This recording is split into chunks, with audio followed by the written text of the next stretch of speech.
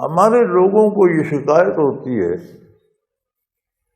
کہ مسلمان ہی پریشان ہیں، کافر تو موج کر رہے ہیں۔ پہلی بات تو یہ ہے کہ کافر پیدا ہونے سے مرنے تک سکون نام کی چیز سے آشنا ہی نہیں ہوتا۔ کڑوی چیز اسے کڑوی لگتی ہے جس نے کبھی میٹھا کھایا ہو۔ جس نے ساری عمر میٹھا چکھا ہی نہ ہو، اسے کڑوا کھانے سے کیا فرق پڑتا ہے؟ وہ سمجھتے ہیں چیزیں ہوتی ہے ایسی۔ کوئی کافر ہوش سنبھالنے سے لے کر مرنے تک سکون کا ایک سانس نہیں لے سکتا، کسی نہ کسی فکر میں، کسی نہ کسی غم میں گھلتا رہتا۔ دنیاوی آسائشیں ان کے پاس کیوں ہیں؟ جہاں جہاں ان کے پاس کوئی آسائش ہے اس کا تجزیہ کر کے لے جائیں، اس کی بنیاد جو ہوگی وہ اسلامی اصولوں پر ہو۔ اگر ان کے پاس دولت ہے تو ان کا کاروبار اسلامی اصولوں کے مطابق۔ ہم نے تو وہ زمانہ دیکھا ہے نا، تقسیم ملک سے پہلے عموماً ہمارے علاقے میں تو سارے دکاندار اور تاجر صرف ہندو سکھ ہی تھے۔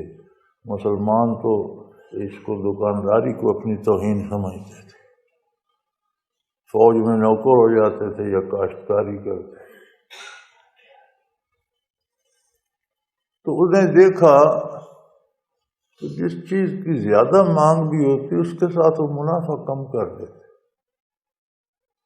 اگر پہلے 2 پیسے لے رہے ہیں پھر 1 پیسہ کر دیں، یہ کیوں؟ یہ تو زیادہ بک رہی ہے، تو 2 کا 3 کر دیتے، زیادہ پیسے نہیں۔ زیادہ منافع کرنے سے دولت نہیں آتی، منافع کم کرنے سے آتی ہے، چیزیں بکتی زیادہ ہیں۔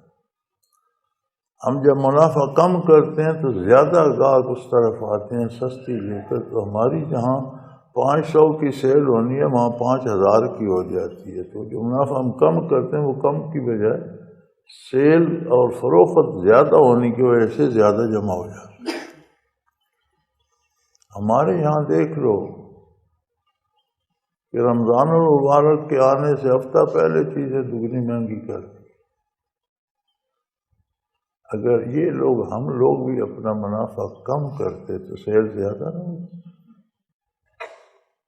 ثواب بھی ہوتا، لوگوں پہ احسان بھی ہوتا۔ مغرب میں آپ دیکھیں کافر ہیں، غیر مذہب کے لوگ ہیں، عیسائی ہیں، یہودی ہیں، وہ چیزیں مسلمانوں کے لیے رمضان شریف میں سستی کر دیتے، اور یہ نہیں کہ انہیں نقصان ہوتا ہے، وہ چیزیں زیادہ بک جاتی ہیں، منافع زیادہ آ جاتا ہے۔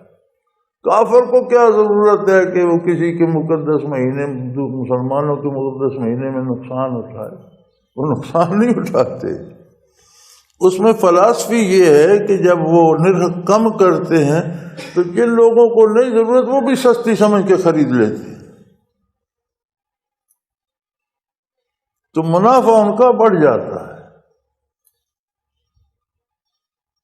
تو جہاں بھی زندگی میں، اعمال میں کافر بھی اسلامی اصول اپنائے گا، دنیا کا فائدہ اسے بھی ہوگا۔ مومن اپنائے گا تو اسے 2 جہانوں کا، دنیا اور آخرت دونوں کا فائدہ ہوگا۔ تو فرمایا حالات کو بگاڑتا تمہارا کردار ہے، الزام تم زمانے کے حالات بدلنے والے پہ رکھتے ہو۔ یہ تو بہت بڑی گستاخی ہے، اور اس کا دھیان رکھو۔ بڑے ہم آرام سے کہو میری تو یہ قسمت ہی خراب ہے۔ اگر قسمت خراب ہے تو الزام تو بنانے والے پر آیا نا۔ ہم کہتے ہیں یہ مکان، یہ دیوار خراب ہے، الزام کس پر ہے؟ دیوار بنانے والے پر ہے نا۔ دیوار خود تو نہیں بن گئی، جس نے بنائی اس نے خراب بنائی۔ تو جس نے قسمت بنائی معاذ اللہ اس نے خراب بنا دی؟ نہیں، اس نے بڑی خوبصورت بنائی، ہم نے خراب کری۔ ہم نے اسے بگاڑ دیا، اس نے ہمیں جب اختیار دیا تو پھر ہم ٹیڑھے ٹیڑھے چلنے لگے، اس کے اثرات جب آئے تو شکوہ پھر بنانے والے پر۔ تو یہ کسی حال کسی طور روا نہیں ہے، احتیاط کرنی چاہیے، اور کہیں کوئی کمی خرابی دکھ ہے تو توبہ کرنی چاہیے، اللہ کریم سے معافی مانگنی چاہیے کہ اللہ میں، بعض اوقات یہ ہوتا ہے بندے کو پتہ ہی نہیں ہوتا کہاں میں نے غلطی کی ہے،